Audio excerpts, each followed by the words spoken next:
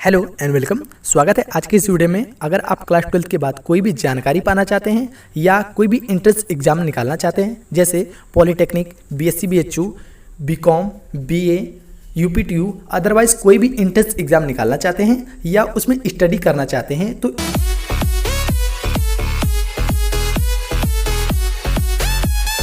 स्वागत है फिर से। आज बताएंगे विज्ञान, साइंस, भौतिक विज्ञान बताने वाले हैं, जो क्लास 10 के लिए वीडियो बनाया जा रहा है। महत्वपूर्ण प्रश्न देंगे, साथ में उसके हल भी देंगे, जो बोर्ड एग्जाम के लिए ज्यादा जरूरी होता है। ठीक, अध्याय लिया गया है प्रकाश, परावर्तन तथा अपवर्तन चैप्टर से।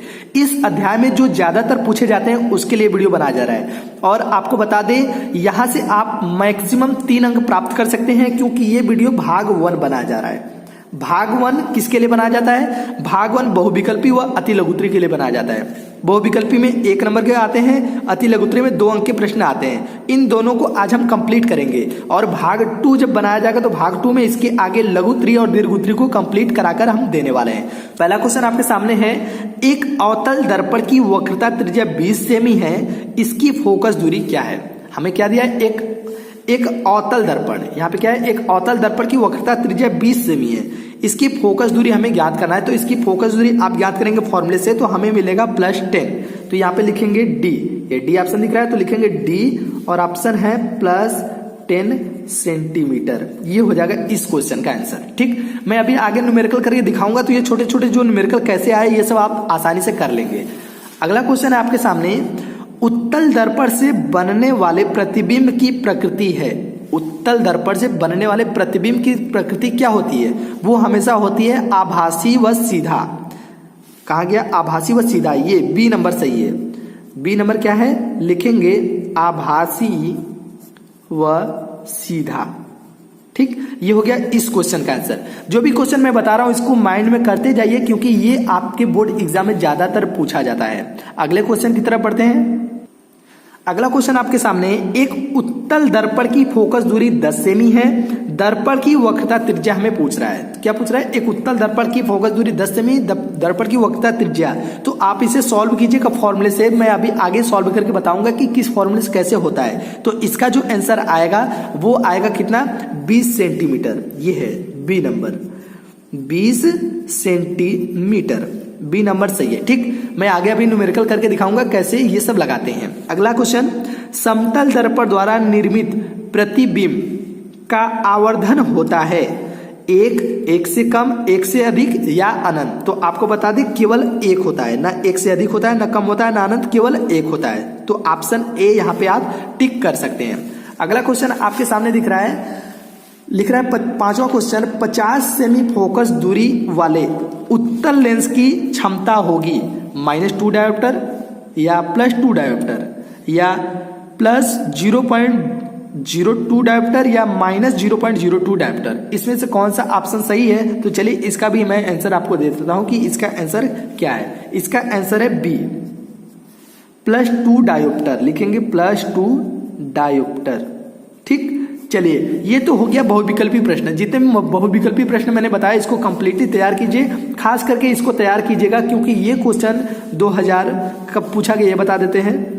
2012 में, 13 में, 14, 15, 16, यहाँ पे 1, 2, 3, 4, 5 ईयर ये लगातार पूछा गया, गैप नहीं है। तो इस बार आने के बहुत ज्यादा चांसेस बनता है, इसलिए इस क्वेश्चन को देख लीजिए। 50 सेमी फोकस दूरी वाले उत्तल लेंस की क्षमता हमेशा +2 डायोप्टर होगा। आप सॉल्व करके देख सकते हैं। चलिए हम बताना शुरू करते हैं अति लघुत्तरी प्रश्न, उसमें न्यूमेरिकल साथ में थ्योरिकल हम बताना शुरू करेंगे। तो ये है अति लघुत्तरी, जो 2 अंक के प्रश्न पूछे जाते हैं। पहला क्वेश्चन आपके सामने है, गोलीय दर्पण की फोकस दूरी तथा वक्रता त्रिज्या में क्या संबंध है? हमें संबंध बताना है। तो गोलीय दर्पण, तो गोलीय दर्पण के लिए हम यहाँ पे लिख लेते हैं कि गोलीय दर्पण की फोकस दूरी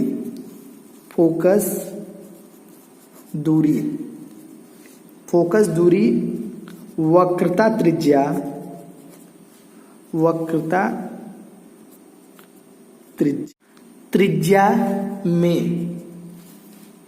में क्या लिखेंगे? संबंध। क्या संबंध होता है हमें यही बताना है। तो इसका संबंध होता है F बराबर R/2, मतलब कह सकते हैं वक्रता त्रिज्या की आधी होती है, वक्रता त्रिज्या की आधी होती है फोकस दूरी। तो यही आपको संबंध बताना है, इसी संबंध का आपको पूरे अंक दिए जाएंगे। अगला क्वेश्चन देखिए जो मोस्ट इंपॉर्टेंट क्वेश्चन है। अगला है एक गोलीय दर्पण की वक्रता त्रिज्या 20 दिया है हमें यहाँ पे 20 सेंटीमीटर, ये सेमी में है। इसकी फोकस दूरी क्या है, हमें फोकस दूरी बताना है। तो हम जानते हैं एक फॉर्मूला, तो लिखेंगे हम जानते हैं इसका सूत्र क्या होता है। सूत्र मैं बता देता हूं, सूत्र R बराबर 2F होगा। कैसे, यहाँ पे देखिए F बराबर R/2, तो 2 को गुणा करेंगे तो R बराबर 2F हो जाएगा। तो वही फॉर्मूला मैंने यहाँ पे ले लिया है R बराबर 2F, जबकि फॉर्मूला होता है F बराबर R/2। इस फॉर्मूले से मैंने ये ज्ञात किया, ठीक। तो R बराबर हमें क्या दिया है, वक्रता त्रिज्या, मतलब R बराबर 20 सेंटीमीटर, लिखेंगे R बराबर 20 सेंटीमीटर, ठीक। रख लेते हैं इसमें मान, तो ये हो जाएगा, यहाँ पे रखेंगे तो F बराबर R की वैल्यू 20 सेंटीमीटर बट्टे के 2, इसको काट देते हैं, ये आ जाएगा 10 सेंटीमीटर। हमें क्या ज्ञात करना है, तो फोकस दूरी हमें 10 सेंटीमीटर आ जाएगा। इतना आप न्यूमेरिकल करेंगे, पूरे अंक आपको दिए दीजिएगा। ये गोली दर्पण की फोकस दूरी है, ध्यान दीजिएगा। अगले क्वेश्चन की तरफ बढ़ते हैं। अगला न्यूमेरिकल क्वेश्चन है, किस रंग के प्रकाश के लिए कांच का अपवर्तनांक अधिकतम और न्यूनतम होता है। आंसर है बैगनी रंग के प्रकाश के लिए अधिकतम तथा लाल रंग के प्रकाश के लिए न्यूनतम होता है। बैगनी के रंग के लिए हमेशा अधिकतम होता है, लाल रंग के लिए न्यूनतम होता है। क्या, आपका कांच का अपवर्तनांक। तो कांच का अपवर्तनांक आप याद कर लीजिए कि बैगनी के लिए अधिक होता है, लाल के लिए न्यूनतम होता है, ठीक। चलिए अगले क्वेश्चन की तरफ बढ़ते हैं। अगला क्वेश्चन है, वायु में प्रकाश की चाल 3 × 10⁸ मीटर प्रति सेकेंड है, उस माध्यम में प्रकाश की चाल ज्ञात कीजिए जिसकी वायु में सापेक्ष, हमें वायु के सापेक्ष अपवर्तनांक 1.5 दिया गया है, ठीक। चलिए इसको ज्ञात करेंगे, तो लिखेंगे वायु के सापेक्ष माध्यम का अपवर्तनांक, ठीक। चलिए ज्ञात कैसे करेंगे, इसका फॉर्मूला हो जाएगा वायु में प्रकाश की चाल, ठीक। फॉर्मूला याद करते चलिएगा क्योंकि फॉर्मूला से ही सारे सवाल आपको लगेंगे। वायु में प्रकाश की चाल बटे माध्यम में प्रकाश की चाल लगाएंगे। क्या, माध्यम में प्रकाश की चाल, ये हो गया। चलिए इन दोनों का हम मान पुट कर लेते हैं।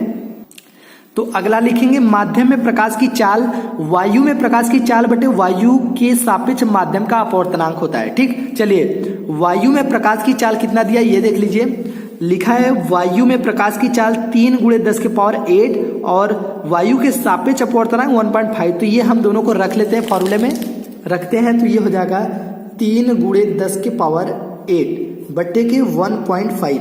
इसको हल कैसे करना है ये समझिएगा। यहाँ पे हल करने के लिए हम 0 1 ऊपर बढ़ाएंगे तो ये 15 हो जाएगा, ठीक। तो ये हो जाएगा 3 × 10⁹ बट्टे के 15। मैंने 1 0 बढ़ा दिया तो इस दशमलव को हटा दिया, 3 × 5 = 15, 5 बार में इसको कैंसिल कर लिया, ठीक। अब इसको 5 बार कैंसिल कर लिया, यहाँ पे लिखेंगे 10 × 10⁸ बट्टे के 5, ठीक। ये 1 0 मैंने इधर कर लिया और बाकी 9 में से 8 0 को कर लिया, 5 दूनी के 10, 2 बार में कट गया, तो 2 × 10⁸ हो गया मीटर प्रति सेकंड। ये हो गया माध्यम में प्रकाश की चाल, ठीक। अगर इतना करेंगे तो पूरे 2 अंक आपको मिल जाएंगे। अगले क्वेश्चन की तरफ बढ़ते हैं। अगला क्वेश्चन है, वायु के सापेक्ष जल तथा कांच के अपवर्तनांक क्रमशः हमें दिया है, एवं ये दोनों दिया अलग अलग।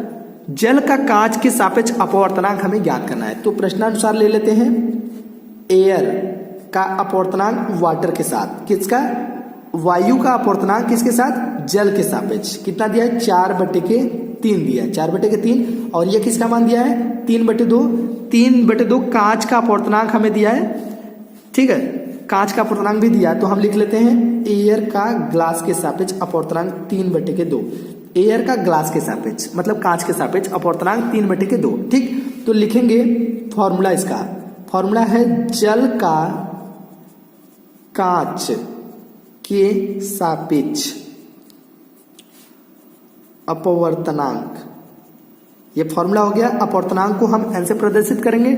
जल का कांच का अपवर्तनांक हमें निकालना, तो जल मतलब हम लिखेंगे यहाँ पे फॉर्मूला लगाएंगे ग्लास का वाटर के सापेक्ष अपवर्तनांक। फॉर्मूला हो जाएगा, फॉर्मूला मैं लिख लेता हूं फिर बता देता हूं, ठीक। एयर का वाटर के सापेक्ष, एयर का ग्लास के सापेक्ष मैंने रख दिया। इन दोनों का मान हम इसमें रखेंगे, तो ये हो जाएगा 4/3 अपॉन इसकी वैल्यू है 3/2, ठीक। तो यहाँ पे क्या हो जाएगा, हमें मिल जाएगा 4/3 गुणा करेंगे, इसको पलट देते हैं 2/3 आ जाएगा, ठीक। 4 दूनी के 8 हो जाएगा, 3 तिया के 9, ये हो जाएगा 8/9 इसका आंसर, ठीक। चलिए अगले क्वेश्चन की तरफ बढ़ते हैं।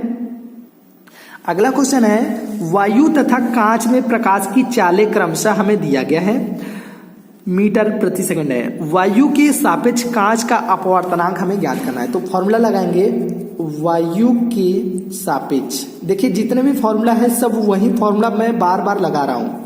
कांच का अपवर्तनांक, ठीक।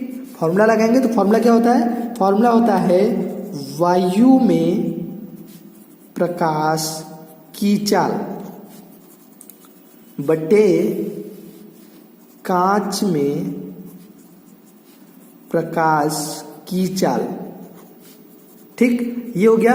अब इसका मान हम पुट कर लेंगे, तो वायु में प्रकाश की चाल हमें कितना दिया है, वायु में प्रकाश की चाल 3 × 10⁸ और ये 2 × 10⁸ दिया है। इन दोनों को मान रख लेंगे, 3 × 10⁸ बट्टे के 2 × 10⁸।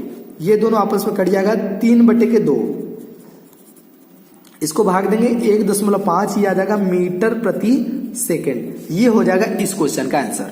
चलिए आज के अंतिम क्वेश्चन की तरफ बढ़ते हैं। अंतिम क्वेश्चन है किसी लेंस की क्षमता -2.0 डायोप्टर है, इसकी फोकस दूरी कितनी है तथा लेंस किस प्रकार का है, ये लेंस भी हमें बताना है। तो लेंगे लेंस की फोकस दूरी, लिखेंगे लेंस की फोकस दूरी f सेंटीमीटर है। मुझे नहीं पता तो मैं मान लिया कि लेंस की फोकस दूरी f सेंटीमीटर है, ठीक। तो मुझे क्या बोला है क्वेश्चन में, -2.0 डायोप्टर है, ठीक। तो इसका फॉर्मूला क्या होता है, फॉर्मूला होता है 100/p, p को डायोप्टर कहते हैं, ठीक। तो ये हो गया 100/p का वैल्यू -2.0 डायोप्टर, ठीक। 2 से हम इसको काट देते हैं, ये हो जाएगा 50 और ये माइनस आगे है तो माइनस लगा लेंगे, ये हो गया सेंटीमीटर में।